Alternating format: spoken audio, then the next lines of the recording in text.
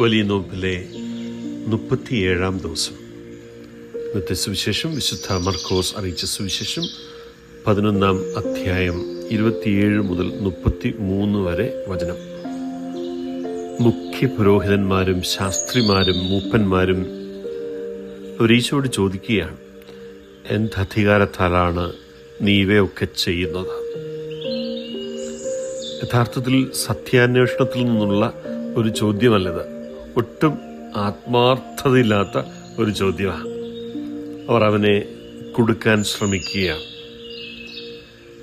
ദൈവം അവരുടെ ഇടയിൽ സന്നിഹിതനാണെന്നും ദൈവമാണ് അവരുടെ ഇടയിൽ പ്രവർത്തിക്കുന്നുവെന്നും തിരിച്ചറിയുന്നതിനേക്കാൾ തങ്ങളുടെ അധികാരവും സ്ഥാനവും പ്രശസ്തിയും ഒക്കെ സംരക്ഷിക്കുന്നതിലാണ് അവർ ശ്രദ്ധാലുക്കളായത്. ഈശോ മറുപടി നൽകുന്നത് സ്നാപക യോഹന്നാന്റെ അധികാരത്തെക്കുറിച്ച് ചോദിച്ചുകൊണ്ടാണ്. ഉടനെ ഈ നേതാക്കള് കണക്ക് കൂട്ടാൻ തുടങ്ങുകയാണ്. യോഹന്നാൻ സ്വർഗത്തിൽ നിന്നാണെന്ന് പറഞ്ഞാൽ നാം അവന്റെ സന്ദേശം സ്വീകരിക്കണം.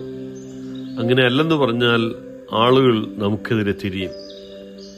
ആന്തരികമായ ഒരു സംഘർഷം ഇവിടെ വ്യക്തമാണ്.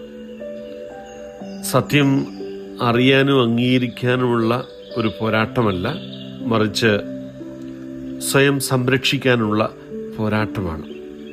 ഒടുവിൽ അവർ പറഞ്ഞു, ഞങ്ങൾക്ക് അറിയില്ല. അജ്ഞതയല്ല, മറിച്ച് ഭയത്തിൽ നിന്നുള്ള ഒരു പ്രതികരണമാണ് ഈ ഉത്തരം. ദൈവം അവരുടെ മുൻപിൽ നിൽക്കുന്നത് തിരിച്ചറിയിൽ നിന്ന് അവരുടെ ഭയം അവരെ തടയുകയാണ്. നോമ്പുകാലത്ത് ഈ സുവിശേഷം നമ്മോട് ശക്തമായി സംസാരിക്കുന്നു. ചിലപ്പോൾ ദൈവികമായ യാഥാർത്ഥ്യങ്ങൾ, സത്യങ്ങൾ നമ്മിൽ നിന്നും പലതും ഡിമാൻഡ് ചെയ്യുന്നതിനാൽ, ആവശ്യപ്പെടുന്നതിനാൽ നാം അതിനെ ഒഴിവാക്കാറുണ്ട്. ഒരുപക്ഷെ എന്താണ് ശരിയെന്ന് നമുക്കറിയാമെങ്കിലും മാറ്റങ്ങൾക്ക് നാം മടി കാട്ടുന്നു. ക്ഷമിക്കാനും പാപമേക്ഷിക്കാനും കൂടുതൽ ആഴത്തിൽ വിശ്വസിക്കാനും അല്ലെങ്കിൽ കുറെ കൂടി ആധികാരികമായിട്ട് ജീവിക്കാനും ദൈവം നമ്മെ ക്ഷണിക്കുന്നത് പലപ്പോഴും നമുക്ക് അനുഭവമാണ്. എന്നാൽ അതിനെന്ത് വില നൽകേണ്ടി വരുമെന്ന് ഭയപ്പെടുന്നതിനാൽ നമ്മുടെ പ്രതികരണത്തിൽ പലപ്പോഴും നാം വൈകുന്നു.